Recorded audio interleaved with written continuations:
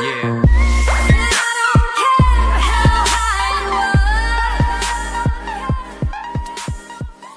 Another VOD review of one of my ranked games. Now, I'm deciding to do certain games to do VOD reviews on because there's something that I feel like I can teach something about or learn something from these certain games where I try to do something a little bit different, or I focus on a certain aspect to improve my game. So we see Moo is going top lane to get his leash, and so we just kind of walk around here. Oh, this is funny. Let me see them. So we'll go through. Now this game is a little bit different because it's a 27-minute game in which I only have 4 kills and 1 death, and like my kill participation is very low. But I do have a very high impact in this game due to the fact of my split pushing. Now split pushing is is effective sometimes and not effective other times. So it's very important to know when it is okay to split push and when it's not okay, when you need to team fight. And so here's that game. It's a little bit, it's different because I am usually not a split pusher. I tend to want to team fight with my team because I feel like I have decent awareness in team fights and am able to carry at certain points. And I think that my team fighting ability is better than my ability to split push. So I try to team fight most of the time. But in this game, it kind of works out where I get a team fight or where I get a split push pretty safely and effectively.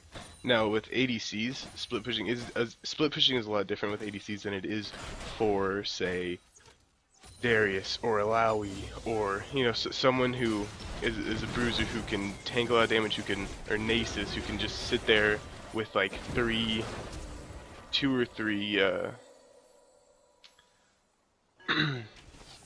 sorry, like 2 or 3 people on them and get out or get a kill or get a trade or something before dying, or not even dying. So ADCs are a little bit different in that sense because they're very squishy and they don't have a lot of 1v1 potential.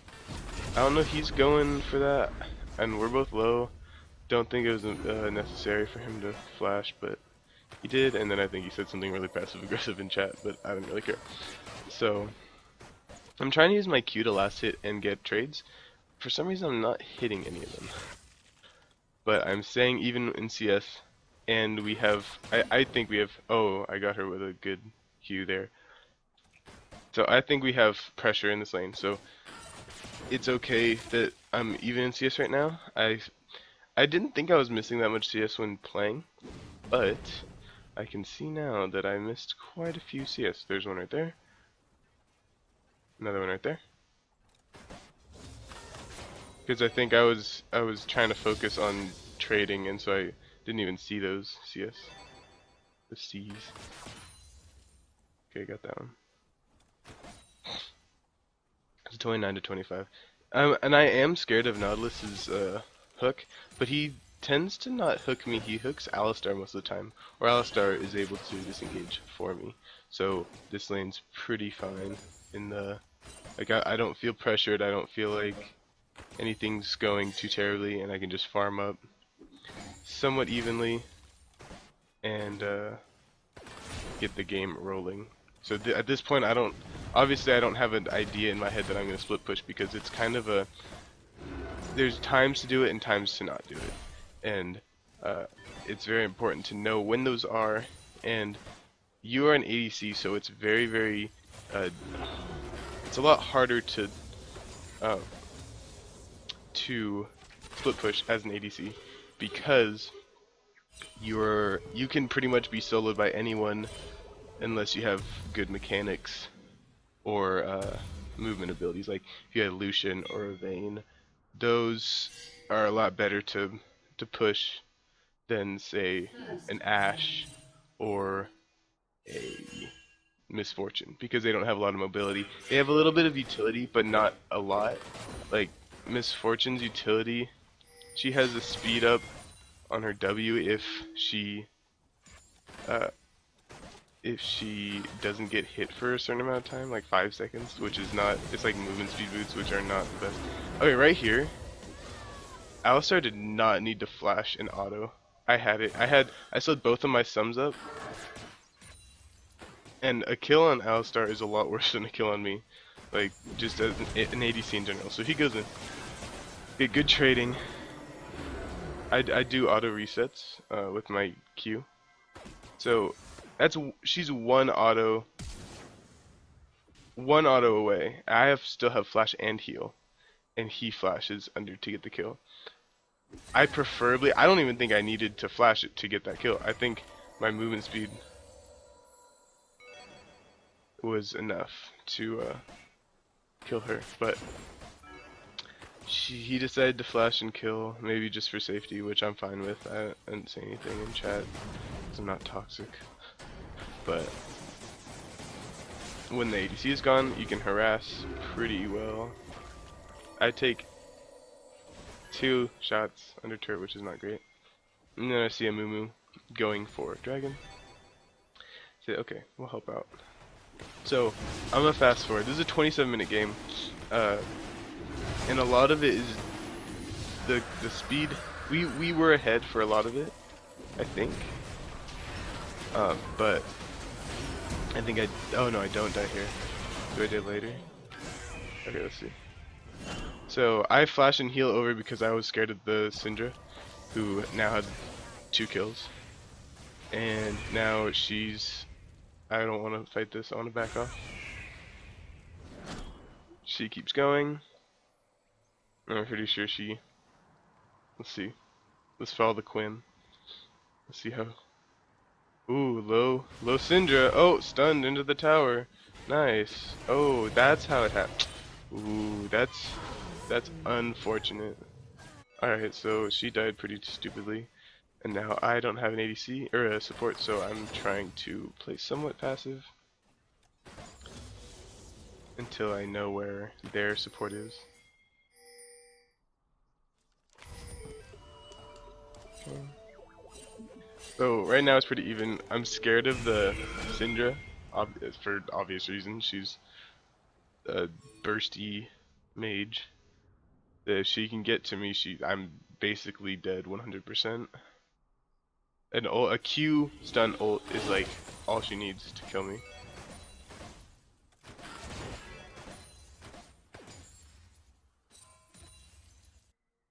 Okay.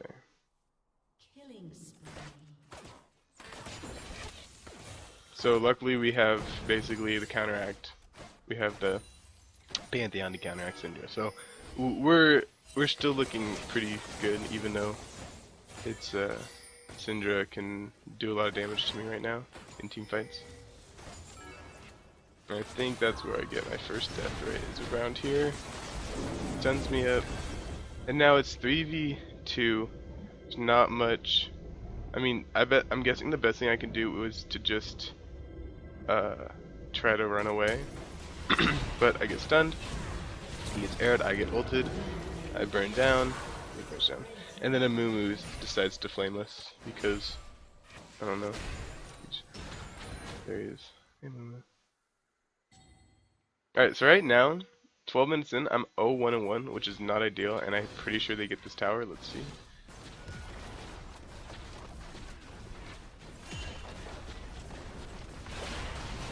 Yeah, they get this tower.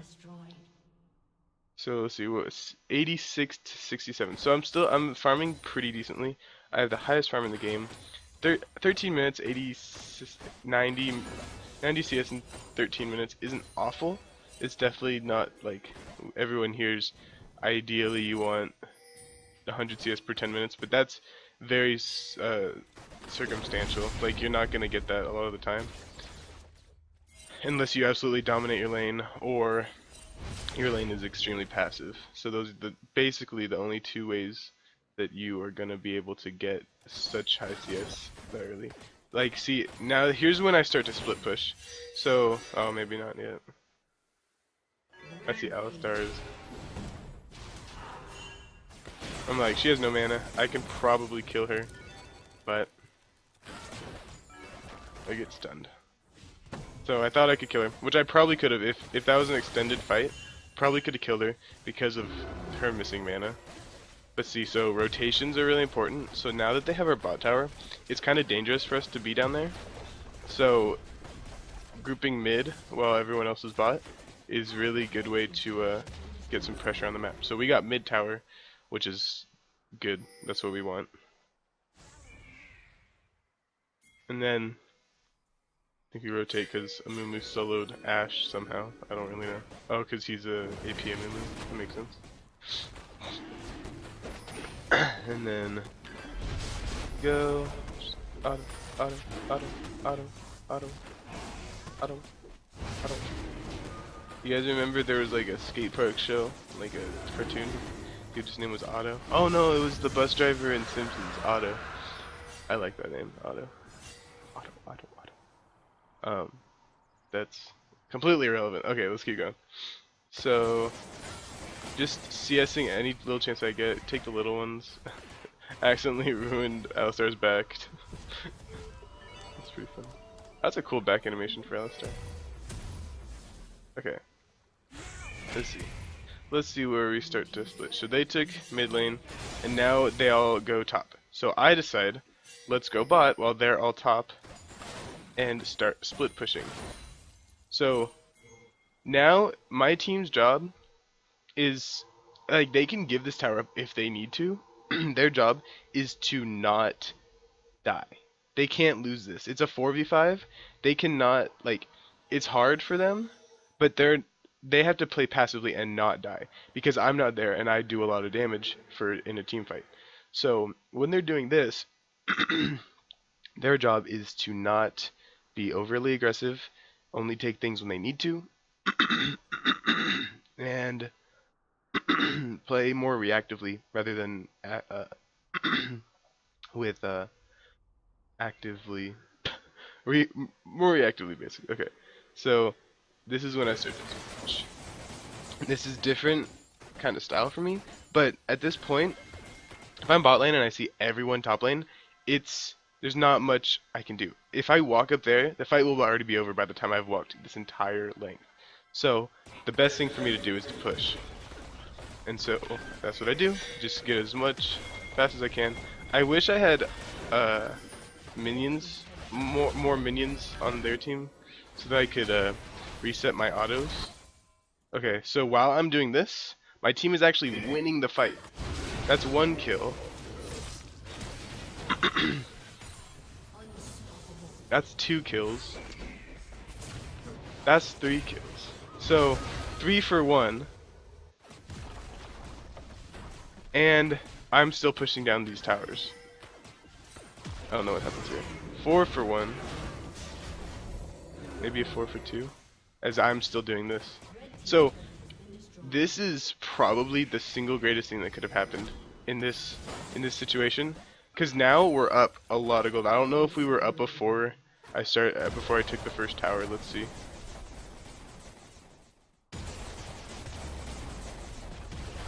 Let's see. Okay. So we were down, right? We were down almost 400 gold. We were down 400 gold at the start of this fight. Okay. 1 tower. Now we're up by 300 gold. Okay. Now, let's see what happens. He's trying to go mid. Is he trying to stop me? But he can't. He sees my team fighting. Okay. That was a good ultimate by Amumu.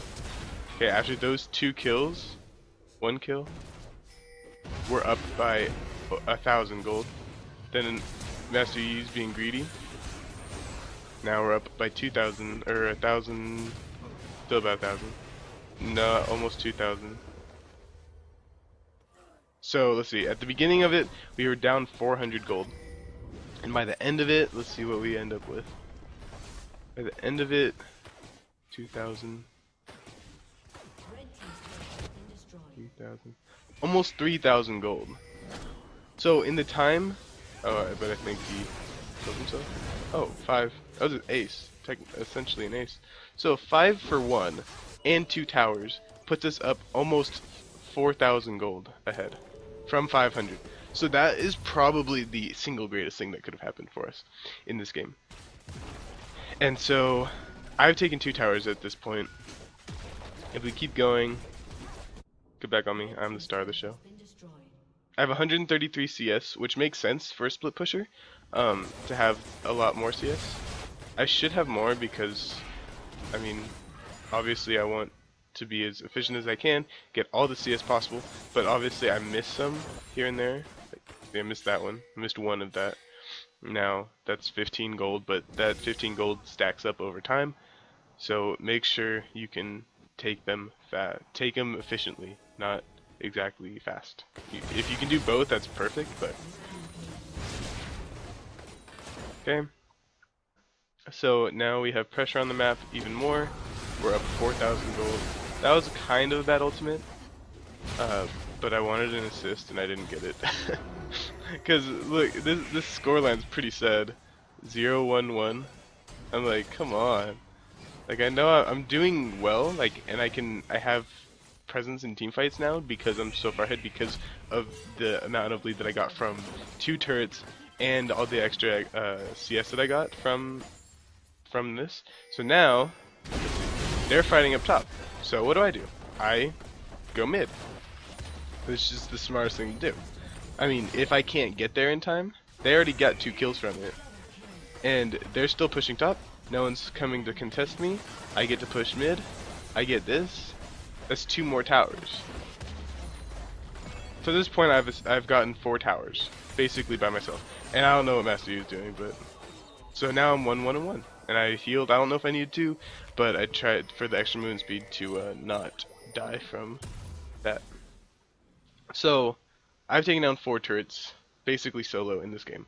Now my scoreline 1-1-1 is not great, but I'm still high impact on the game, even though I don't see my teammates a lot or the other team because they don't know how to play against my split pushing. They don't know because they're so far behind at this point. They're 10,000 gold behind. Wow.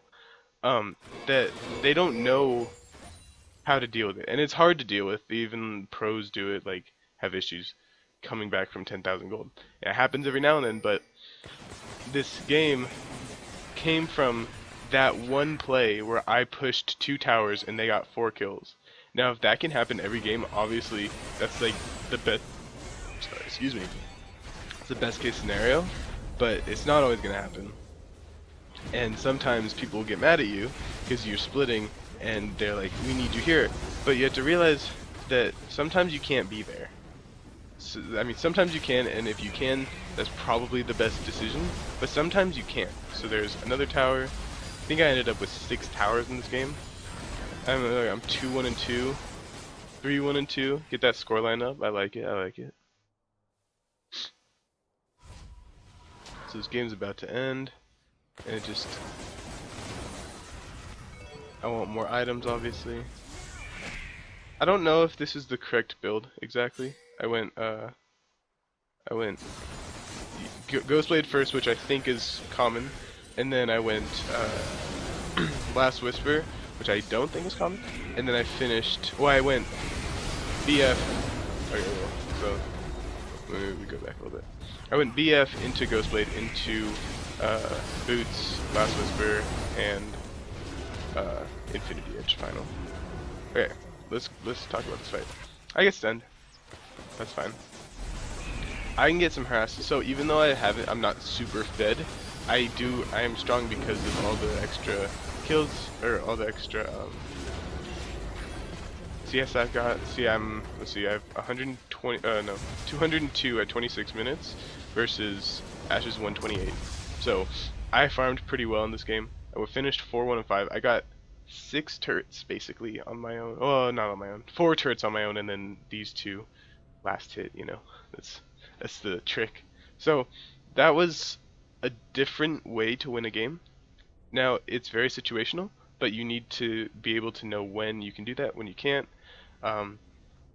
But that's me continuing to climb in silver.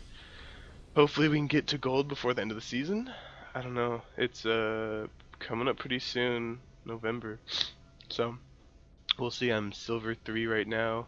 climbing pretty decently. I went from silver 4 to silver 3 yesterday, so it was 5 wins. And then, oh no, I'm not silver 3 yet. I'm in promos, so I'm 1 and 0 in my promos to silver 3, and I went from 0 LP silver 4 to promos yesterday. So hopefully I can climb in time, but until then, I'll see you guys later. Thanks for watching. Peace.